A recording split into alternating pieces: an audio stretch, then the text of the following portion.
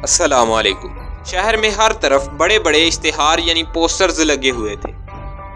یہ پوسٹرز دنیا کے پہلے اشتہاری کو پکڑنے کے لیے لگائے گئے تھے۔ ان اشتہاروں پر لکھا ہوا تھا کہ جو بھی فلاں شخص کو پکڑے گا اسے بہت سا مال و دولت اور سونے کے سکے ملیں گے۔ دوستو، ہم آج کی بات نہیں کر رہے، یہ آج سے 1000 سال پہلے کی بات ہے۔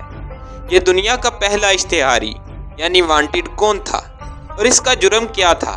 آپ دیکھ رہے ہیں سائنس اور سائنسدان کی دوسری قسط۔ میں ہوں یوسف صلاح الدین۔ اس قسط میں ہم آپ کو ان سوالوں کے جواب دیں گے۔ 980 عیسوی یعنی 980 میں ازبکستان کے شہر بخارا کے قریب ایک گاؤں میں ایک بچہ پیدا ہوا جس کا نام ابو علی الحسین ابن عبداللہ ابن سینا تھا۔ یہ سامانی دور حکومت تھا۔ سامانیوں نے 819 سے لے کر 999 تک ازبکستان اور اس کے ارد گرد علاقوں پر حکومت کی۔ اس دور میں بخارا ایک عظیم الشان علمی مرکز تھا۔ یہ دور مسلمانوں کی ترقی کا دور تھا۔ اس کے برعکس یورپ اس وقت نہایت تاریکی میں ڈوبا ہوا تھا۔ یورپ میں ہر طرف جہالت اور لا علمی تھی۔ بخارا میں اس وقت لوگ دور دور سے علم کی پیاس بجھانے کے لیے آتے تھے۔ یہاں اس وقت کے بہت سے دانشور اور عالم بخارا میں موجود تھے۔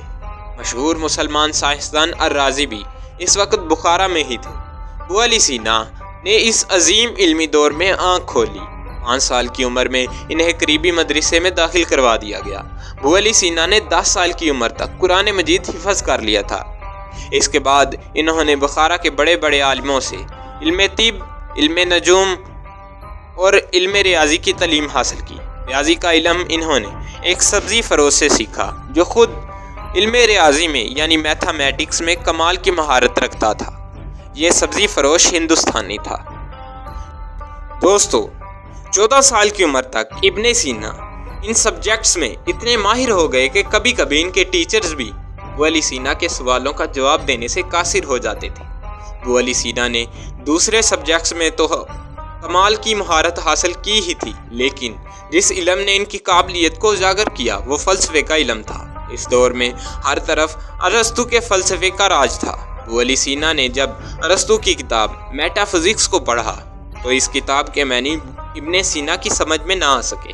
انہوں نے کتاب کو چیلنج کے طور پر لیا اور دوبارہ پڑھا۔ ابو علی سینا کے مطابق انہوں نے یہ کتاب 40 مرتبہ پڑھی، یہاں تک کہ یہ کتاب یعنی میٹا فزکس انہیں یاد ہو گئی۔ آخرکار ایک دن عظیم مسلمان فلاسفر الفارابی کی کتاب ابو علی سینا کے ہاتھ لگی، جو دراصل میٹا فزکس کا ہی ایک ریویو یعنی تبصرہ تھا۔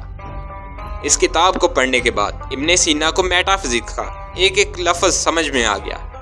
ابن سینا فلسفے کے علم میں ایسے ماہر ہوئے کہ لوگ ارسطو کی جگہ ابو علی سینا کے علم دلیل کو استعمال کرنے لگے۔ 14 سال کی عمر کے بعد ابن سینا کی توجہ علم طب یعنی میڈیسن کی طرف ہو گئی۔ ابن سینا مریضوں کا معائنہ کرتے اور بیماری کی وجوہات جاننے کی کوشش کرتے۔ جب ابن سینا کی عمر 17 سال ہوئی تو بخارا کا حاکم نو بن منصور ثانی بیمار ہو گیا۔ بیماری اتنی پراسرار تھی کہ شاہی طبیب بیماری کی وجہ تک نہ جان سکے۔ بہت سے حکیموں نے علاج کرنے کی کوشش کی لیکن ناکام رہے۔ آخرکار ابن سینا نے بخارا کے حاکم کا علاج شروع کیا اور چند ہی دنوں بعد بخارا کا حاکم اس طرح تندرست ہو گیا کہ ایسا لگتا تھا کہ کبھی یہ بیمار ہوا ہی نہیں۔ علاج کے بعد حکمران نے نہ صرف ابن سینا کو شاہی طبیب مقرر کیا بلکہ ابن سینا کی فرمائش پر شاہی لائبریری ابن سینا کے حوالے کر دی۔ کچھ عرصہ کے بعد سامانی سلطنت کا خاتمہ ہو گیا۔ اس کے بعد ابن سینا ہمدان چلے گئے۔ یہاں ان کی بہت عزت افزائی ہوئی۔ ہمدان کے گورنر نے انہیں وزارت کے عہدے پر فائز کیا، لیکن ہمدان کے گورنر کے درباری ابن سینا سے حسد کرنے لگے۔ ایک دن ابو علی سینا کی کچھ درباریوں سے علمی بحث ہوئی جس کی وجہ سے درباری بہت ناراض ہوئے اور گورنر سے ابن سینا کے قتل کا مطالبہ کرنے لگے۔ درباریوں کے اس پراپوگنڈے کا علم ابن سینا کو پہلے ہی ہو گیا تھا، لہٰذا ابن سینا ہمدان سے فرار ہو گئے۔ بادشاہ نے درباریوں کے دباؤ میں آ کر ابن سینا کی تلاش کے لیے شہر میں اشتہارات لگا دیے۔ یہ انسانی تاریخ کا پہلا موقع تھا کہ جب کسی کو تلاش کرنے کے لیے اشتہارات لگائے گئے تھے۔ ابن سینا کئی سالوں تک لوگوں کی نظروں سے اوجھل رہے اور مریضوں کا علاج کرتے رہے۔ ابن سینا اپنی زندگی میں ایسے حالات کا مقابلہ کئی بار کر چکے تھے۔ ابن سینا نے اپنی زندگی میں 450 کتابیں لکھی، جن میں سے صرف 240 کتابیں آج کے دور میں موجود ہیں۔ ان کی 2 کتابیں بہت ہی مشہور ہیں۔ ان میں پہلی کتاب کا نام القانون فی الطب یعنی کینن آف دا میڈیسن ہے۔ یہ کتاب علم طب میں سب سے اعلیٰ درجہ رکھتی ہے۔ اس کتاب میں 10 لاکھ سے زائد الفاظ ہیں۔ یہ کتاب 1025 عیسوی یعنی 1025 میں پبلش ہوئی۔ اس کی 5 جلدیں ہیں۔ القانون فی الطب میں ابن سینا نے زمانہ قدیم سے لے کر اپنے زمانے تک کا تمام میڈیسن کا علم اس میں درج کیا۔ اس میں بکرات اور جالینوس کے زمانے کی تحقیق، ہندوستانی، ایرانی اور چائنیز حکیموں کی تحقیق کو ایک جگہ جمع کیا۔ اس کتاب کی اہمیت کا اندازہ آپ اس بات سے لگا سکتے ہیں کہ 600 سال تک یہ کتاب یورپ ہی نہیں بلکہ دنیا کی تمام میڈیکل یونیورسٹیز میں پڑھائی جاتی رہی، اور موجودہ میڈیکل کا بہت سا حصہ اس کتاب سے اخذ کیا گیا ہے۔ ابن سینا کی دوسری سب سے مشہور کتاب کتاب الشفا یعنی دا بک آف ہیلنگ ہے۔ یہ 1027 یعنی 1027 میں پبلش ہوئی۔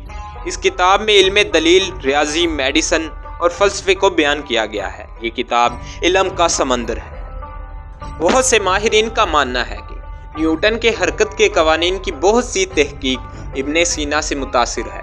ابو علی سینا کی خواہش تھی کہ وہ کم سے کم وقت میں زیادہ سے زیادہ علم حاصل کریں۔ اس کوشش کی وجہ سے ابن سینا کمزور ہو چکے تھے۔ کہا جاتا ہے کہ آخری ایام میں انہیں کولک یعنی کولنج کا مرض ہو گیا تھا۔ اپنے آخری ایام میں انہوں نے اپنے غلام آزاد کیے اور اپنا سارا مال خیرات کر دیا اور قرآن مجید کی تلاوت کرتے ہوئے وفات پائی۔ ان کی وفات رمضان کے مہینے میں 1037 یعنی 1037 میں ہوئی۔ وفات کے وقت ان کی عمر 57 سال تھی۔ دوستو، اگر آپ کو ویڈیو پسند آئی تو ویڈیو کو لائک کریں اور کمنٹ کر کے ہمیں بتائیں کہ ویڈیو کیسی تھی۔ اس ویڈیو کو اپنے دوستوں کے ساتھ بھی شیئر کریں اور چینل کو سبسکرائب کریں۔ اللہ حافظ۔